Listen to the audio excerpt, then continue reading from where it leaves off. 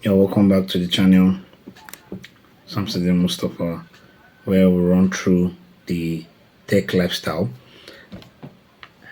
I want us to address a problem where you want to, at least at some point, want to convert files from one platform to another. Maybe you're trying to convert Word document to PDF, you're trying to convert PDF document to Word, Excel to PDF, PDF to PowerPoint, and all.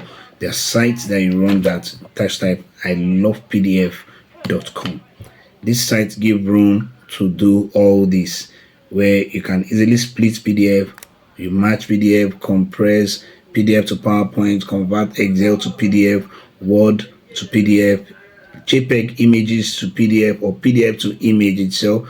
So all this can be done using iLovePDF. You don't have to start stressing yourself on how do I run PDF, how do I edit, how do I do this. You can always come to iLovePDF.com. Thank you very much. Don't forget to like on our channel, like, subscribe, and share for others to learn. Thank you.